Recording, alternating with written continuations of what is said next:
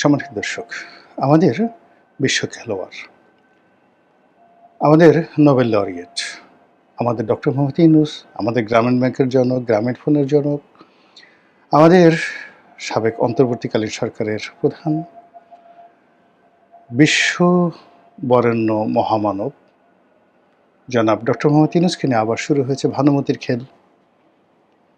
ভানুমতির খেলটা কি? ভানুমতির খেল বলতে আমরা কি বুঝি, আর ভানুমতি কে ছিলেন, এই বিষয়গুলো নিয়ে আলোচনা করব। ভানুমতির খেল বলতে সাধারণত জাদুবিদ্যা, অলৌকিক কিছু ঘটানো, মানুষদেরকে বোকা বানানো, মানুষদেরকে বিপথে পরিচালিত করা, অ্যাজ এ হোল জাদু টোনা ভেলকিবাজি যা কিছু আছে, ভোজবাজি যা কিছু আছে, সবগুলো যখন একত্র হয়ে যায় তখন সেটাকে ভানুমতির খেল বলা হয়। এখন আপনাদের কি খুব জানতে ইচ্ছা করে না যে আসলে ভানুমতিটা কে বা তার খেলাটা কি? এখানে ইতিহাস ঘেঁটে যেটি জানা যায় যে প্রাচীন ভারতে মালব, ময়াকারে মা লব, মালব নামে একটি রাজ্য ছিল। সে রাজ্যের যে রাজা, সে রাজার নাম ছিল ভোজ, ভোজ রাজা। তো এই যে আমরা যে ভোজবাজি বলি, সেই ভোজবাজি মূলত একটি জাদুর পদ্ধতি। তো রাজা নিজে জাদুবিদ্যার চর্চা করতেন এবং তার অনেক সেই যাকে বলা হয় কিংবদন্তির সেই ম্যাজিক্যাল পাওয়ার ছিল, জাদুকরী ক্ষমতা ছিল। সাধারণত ভারতবর্ষে এই ধরনের রাজারা ভেলকিবাজি দেখানোর জন্য নর্মালি তারা বিভিন্ন জাদুকর ভাড়া করে রাখতেন। রাজকীয় জাদুকর ছিল আগেকার জামানাতে, এমনকি ফেরাউনের রাজদরবারেও জাদুকরদেরকে মাঝে মধ্যে ভাড়া করে আনা হতো। এবং আমাদের দেশে ধরুন ম্যাজিক যে বিষয়টি, এটি খুব জনপ্রিয়। ছোটোখাটো গ্রামে দেখবেন যে আমরা ম্যাজিক দেখার জন্য দাঁড়িয়ে থাকতাম হাটবার দিন। বিভিন্ন তাসের খেলা দেখাতো, আরও নানা রকম জাদুকরী ঘটনা, বুকের মধ্যে ছুরি ঢুকিয়ে দিত, গলা কেটে ফেলতো। তো এই যে জাদুকরী যে শব্দগুলো, এটার প্রাথমিক শব্দটা হলো ভোজবাজি। আর এই ভোজবাজিটা এসছে ভোজ রাজা থেকে, যিনি প্রাচীন ভারতের মালব দেশের রাজা ছিলেন। তো সেই রাজার যে কন্যা, তার নাম হলো ভানুমতি। ভানুমতি তার বাবার যে জাদুকরী বিদ্যা, এটা তিনি রপ্ত করেছিলেন এবং তিনি প্র্যাকটিস করতে করতে করতে করতে মানে এত বড় জাদুকর হয়ে গেলেন যে সমসাময়িক দুনিয়াতে তার মতো ওইরকম কিংবদন্তির কোনো জাদুকর পুরুষ বা মহিলা তৈরি হয়নি। এই জন্য আমাদের দেশে যখনই কোনো আশ্চর্য কোনো ঘটনা ঘটানো হয় বা আশ্চর্য কোনো ঘটনা আমরা দেখি, সেটা নারী হোক পুরুষ হোক, যেটা আমাদের মেলে না, অঙ্কে মেলে না, এটাকে আমাদের অলৌকিক মনে হয় না। অলৌকিক বলতে যেটা বোঝায় যে আল্লাহর পক্ষ থেকে একটা ঘটনা আসে, যেটা আমরা তৃপ্তি পাই, শান্তি পাই, আনন্দ পাই। যেমন আকাশ থেকে মেঘমালা বর্ষিত হয়, অলৌকিক ঘটনা। তারপর এক বছর খুব ভালো ফসল হয়, আমরা খুব আনন্দ পাই অলৌকিক ঘটনাতে। কিন্তু অলৌকিক ঘটনার পাশাপাশি আবার আল্লাহর পক্ষ থেকে গজব নাজিল হয়, যেমন বজ্রপাত হয়, ঝড় হয়, বন্যা হয়, যেগুলো মানুষের ক্ষয়ক্ষতি হয়, যেগুলো আপনাকে কখনো মনে হবে না ভেলকিবাজি, কিন্তু আল্লাহর পক্ষ থেকে আসছে না, আসমানের পক্ষ থেকে আসে না, কিন্তু ঘটনা ঘটে যাচ্ছে, কিন্তু আমরা হিসাবও মেলাতে পারছি না। এগুলোকে আমরা সাধারণত বলি ম্যাজিক বা জাদুকরী বিষয়, এবং এটা যখনই খুবই মারাত্মক আকার ধারণ করে আমরা সেটিকে বলি ভানুমতির খেল। আমাদের বাংলাদেশে বিখ্যাত জাদুকর জুয়েল আচা আছেন, আপনারা সবাই তাকে চিনেন। ভারতে পিসি সরকার সিনিয়র, আমরা ছোটোকালে তার জাদুর কথা শুনেছি, তার জাদুর যে বই সেটা আমরা কম বেশি সবাই পড়েছি। তার ছেলে পিসি সরকার জুনিয়র, তারও কিংবদন্তির জাদুর কাহিনী আমরা জানি। ইউরোপে অনেক বিখ্যাত বিখ্যাত জাদুকর আছে। এই মুহূর্তে সারা দুনিয়ার ১ নম্বর জাদুকর হলেন ডেভিড কপারফিল্ড। ডেভিড কপারফিল্ড আপনারা যারা দেখেছেন তারা বুঝতে পারবেন যে মানে জাদুকর কাকে বলে? ডেভিড কভারফিল্ডের জাদু না দেখলে আপনি বুঝতেই পারবেন না যে জাদু কাকে বলে।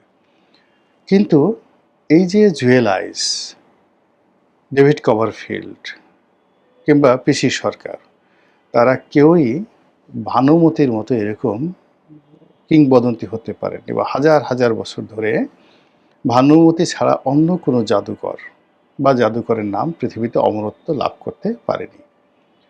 তো এই যে ভানুমতির যে খেল, যে খেলটি আমরা ম্যাজিক হিসেবে ধরবো, বা এটা যেটা ট্রিক্স, মনুষ্য সৃষ্ট একটা ট্রিক্স, এটি আমরা বুঝতে পারছি না।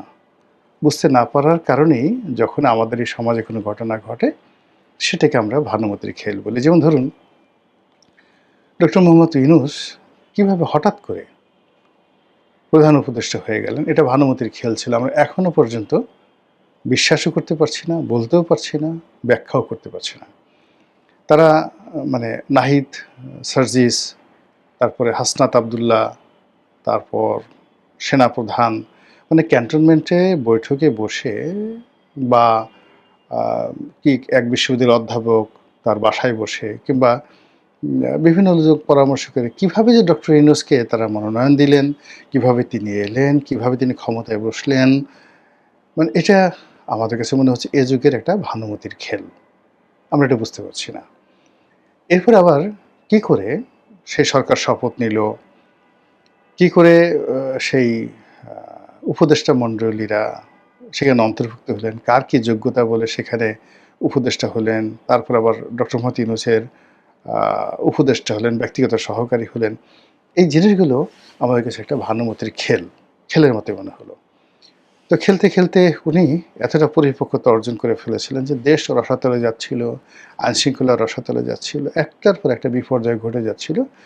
কিন্তু আমরা ভানুমতির খেল সম্পর্কে আমাদের যে আগ্রহ, আমাদের যে উদ্দীপনা, এবং আমাদের যে বিস্ময়কর যাকে বলা হয় অপেক্ষা, দেখি আর কি হয়, দেখি আর কি করতে পারে, এই জিনিসগুলো শেষ হচ্ছিল না। আমরা ধরে নিয়েছিলাম যে উনি আর যাবেনই না, উনি সারা জীবন থাকবেন, 5 বছর থাকবেন, 50 বছর থাকবেন, ওনার মরা ছাড়া ওনার আর কোনো গতি নাই। আমরা তখন তাকে নিয়ে ওয়াজ তৈরি করলাম, অনেকে গান বানালো, অনেকে বলার চেষ্টা করলো যে স্বয়ং আল্লাহ এই লোকটাকে বাংলাদেশে পাঠিয়েছে। এই ধরনের কথাবার্তা যখন খুব চলছিল বাংলাদেশে, ভীষণভাবে চলছিল, ঠিক সেই সময় আবার শুরু হলো ভানুমতির খেল। অলনে ছাড়েন, দেখলাম যে তিনি লন্ডন চলে গেলেন। ভানুমতির খেলের মধ্যে তিনি তারেক রহমান সাহেবের কাছে অনেকটা আত্মসমর্পণ করলেন, এবং তিনি লন্ডন গিয়ে প্রচুর অপমান হয়েছেন। তাকে যে গালাগাল করেছে আওয়ামী লীগের লোকজন, যেভাবে ম্যাটিকুলাসলি তার হোটেলের সামনে তার লোকজনকে ধাওয়া দিছে। আরেকটু হলে তো ওই যে তার এক লোক নতুন বোধহয় লন্ডনে গিয়ে নতুন জুতা কিনেছে, নতুন কোট পরেছে, চোরের মতো যাচ্ছিল আর বারবার তাকাচ্ছিল। হঠাৎ করে পিছন থেকে কেউ যেন বলে উঠছে, ধর ধর ধর। অমনি ভয়ে আরেকটু স্লিপ খেয়ে সেই লোকটা পড়ে যাচ্ছিল, মাথা ফেটে যেত আরেকটু হলে। তো এরকম ঘটনা। এরপরে কি একটা গাড়িতে ইউনূসের বিরুদ্ধে একটা সেই ডিজিটাল ব্যানার তৈরি করে টেলিভিশনের মাধ্যমে সেই তার হোটেলের সামনে বারবার শুধু সেটা একটা জীবন্ত টিভি হিসেবে সেটা চালাচ্ছিল। এরকম আজে বাজে কাজ করার পরে ওনার মানে উনি সেই লন্ডনে গেছেন, ওনার যারা লোকজন আছেন তারা নানাভাবে প্রচার করছেন তিনি ব্রিটেনের রাজপরিবারের সদস্য হিসেবে গেছেন, ব্রিটেনের প্রধানমন্ত্রী কিয়ার স্টারমার তৎকালীন তার সাথে দেখা করবেন, মানে এইরকম যে নোবেল পুরস্কারের চেয়ে বড় একটা পুরস্কার তিনি পেয়ে যাচ্ছেন। এগুলো দেখে থেকে পরে দেখা গেল যে আসলে তিনি মূলত তারেক রহমান সাহেবের সঙ্গে দেখা করতে গেছেন, এবং তিনি যে রুমে ছিলেন প্রতিদিন নাকি সেই রুমের ভাড়া ছিল 40 লাখ টাকা। কল্পনা করা যায়? 40 লাখ টাকার একটা রুম, সেই রুমে থেকে তিনি তারেক রহমান সাহেবের সঙ্গে দেখা করলেন।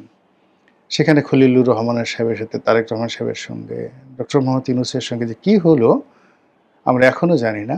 এই জন্য মনে হচ্ছে এটা একটা ভানুমতির খেল। এরপরে সেই খেলের পরবর্তী যে পর্ব, নির্বাচন হলো, বিএনপি ক্ষমতায় এলো, রাতারাতি একটা বিরাট ঢাউস টাইপের উপদেষ্টা মণ্ডলী হলো, ঢাউস টাইপের ক্যাবিনেট গঠিত হলো। তারপরে বিরোধী দল হলো, বিরোধী দলের নেতার বাসায় প্রধানমন্ত্রী গেলেন, এক্সপেক্টেড প্রধানমন্ত্রী তখনও হননি তিনি। তারপর নাহিদের বাসায় গেল বিপ্লবের নেতা। সব কিছু আপনি যদি মিলানোর চেষ্টা করেন, কোনো ডট না, এগুলো সবই ভানুমতির খেলের মতো এখন মনে হচ্ছে। এরপরে আবার শুরু হলো বঙ্গভবনকে নিয়ে ভানুমতির খেল। মনে হলো যে চুপ্পু সাহেবের প্রতি বিএনপির প্রেম একেবারে আকাশ স্পর্শ করেছে। রাতারাতি চুপ্পু সাহেব বাংলাদেশে হিরো হয়ে গেলেন। সব মানুষ আমরা চুপ্পুর প্রেমে পড়ে গেলাম। চুপ্পুর কোনো অপরাধ থাকতে পারে, কোনো চাঁদের কলঙ্ক থাকতে পারে, কিন্তু শাহাবুদ্দিন চুপ্পুর কোনো কলঙ্ক থাকতে পারে না। এর কারণ হলো মাননীয় প্রধানমন্ত্রী জনাব তারেক রহমান সাহেব, আলহাজ তারেক রহমান সাহেব, তিনি চুপ্পু সাহেবকে নিয়ে ঈদের মাঠে গেছেন, তার সঙ্গে কুলাকুলি করেছেন, পাশাপাশি চেয়ারে বসেছেন। রাষ্ট্রপতি হিসেবে তাকে পাবনা যাওয়ার সুযোগ দিয়েছেন, গ্রামের বাড়িতে, বিদেশে লন্ডনে যাওয়ার সুযোগ দিয়েছেন, চিকিৎসা করার সুযোগ দিয়েছেন। এরপর আমরা ধরে নিলাম যে এই চুপ্পু সাহেব আজীবন ক্ষমতায় থাকবে। এরপরে পালনে ছাড়েন, শুরু হলো ভানুমতির খেল। আমরা শুনতে পেলাম চুপ্পু সাহেব লন্ডনে গিয়ে শেখ হাসিনার সাথে কথা বলেছেন। চুপ্পু সাহেব বললেন যে আরে এটা পাগলও বিশ্বাস করে নাকি, আমি তো বাংলাদেশে বসেই তার সাথে কথা বলতে পারি, আমার লন্ডনে গিয়ে তার সাথে কথা বলতে হবে কেন? পরবর্তীতে আবার সরকারের পক্ষ থেকে বলা হলো যে চুপ্পু সাহেব যে শেখ হাসিনার সাথে কথা বলছে এই ধরনের কোনো তথ্য প্রমাণ সরকারের কাছে নেই। কিন্তু মধ্য থেকে যেটা হলো, চুপ্পু সাহেবের চাকরিটা চলে গেল, তিনি বাসায় চলে গেলেন, এখন চুপচাপ আছেন, একেবারে চুপচাপ আছেন। এখন আমরা মিলাতে পারছি না, মনে হচ্ছে এই যে চুপ্পু সাহেবের যে উত্থান, কেন তাকে এত সম্মান দেওয়া হলো, কেন তাকে সেদিন তো তাকে প্রথম দিনই তাকে তাড়িয়ে দেওয়া যেত, তা না করে তাকে এতদিন কেন জামায়াত ধরে রাখা হলো, আবার তাকে একবার উপরে উঠিয়ে চাঁদের দেশে উঠিয়ে আবার চাঁদ থেকে তাকে টেনে হেসড়ে নামানো হলো। এসবই ভানুমতির খেল। এখন নতুন রাষ্ট্রপতি হবে, নতুন রাষ্ট্রপতি হওয়ার আগে এখানে ভারপ্রাপ্ত রাষ্ট্রপতির রূপে জনাব হাফিজউদ্দিন সাহেব, তাকে রাখা হয়েছে স্পিকার, মাননীয় স্পিকার। এখন তাকে নিয়োগ দেওয়া হবে না গয়েশ্বর বাবুকে নিয়োগ দেওয়া হবে, নাকি মির্জা ফখরুল ইসলাম আলমগীর, ডক্টর মঈন খান, নজরুল ইসলাম খান, এরকম বিএনপির সিনিয়র যারা নেতৃবৃন্দ সহ তারেক রহমান সাহেবের যে স্ত্রী জুবাইদুর রহমান, এগুলো নিয়ে আলাপ আলোচনা চলছে। একদিকে আলাপ আলোচনা চলছে, মিটিং হলো, এগুলো বিষয়ে আলাপ আলোচনা করে সবাই বলল যে হুজুর আমরা তো কিছুই বুঝি না, সব আপনি বুঝেন এবং আপনি যা সিদ্ধান্ত নেবেন সেটাই, আপনি যারাই রাষ্ট্রপতি বানাবেন আমরা কায়মনে বাক্যে সবাই বলবো সুবহানাল্লাহ। এই রাষ্ট্রপতি নির্বাচনের ক্ষমতা প্রধানমন্ত্রীকে দিয়ে দেওয়া হলো। যা অতীতে শেখ হাসিনার ক্ষেত্রে করা হয়েছে, যা অতীতে বেগম জিয়ার ক্ষেত্রে করা হয়েছে, তার জিয়াও তার সেই একই ঘটনা। এখানে অবশ্য ভানুমতির খেল হয়নি, এখানে সব কিছু হচ্ছে। সমস্যা হয়ে গেছে যে এরই মধ্যে আবার ডক্টর ইউনূসকে নিয়ে কথা হচ্ছে।